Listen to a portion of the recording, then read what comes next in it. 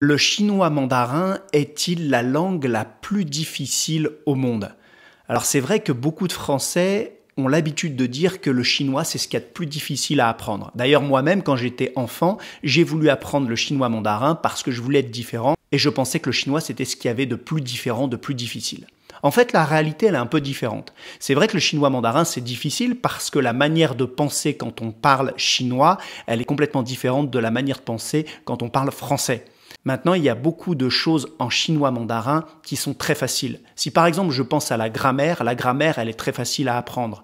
La prononciation, elle est difficile, c'est vrai, mais elle n'est pas aussi difficile que l'arabe par exemple. Et puis surtout en chinois mandarin, il n'y a pas de conjugaison. Donc c'est quand même relativement facile à ce niveau-là. Alors c'est vrai que moi j'ai appris le chinois mandarin quand j'avais 11 ans. Donc je l'ai appris un peu plus tôt que la majorité des gens qui l'apprennent peut-être en seconde langue ou en troisième langue, peut-être à 14, 15, 16, 17, 18 ans et puis après quand ils sont adultes. Mais à mon sens, le chinois mandarin, c'est pas la langue la plus difficile au monde. J'apprends en parallèle l'arabe, qui est une langue aussi difficile, qui n'est pas non plus la langue la plus difficile au monde selon moi, mais qui est aussi très difficile.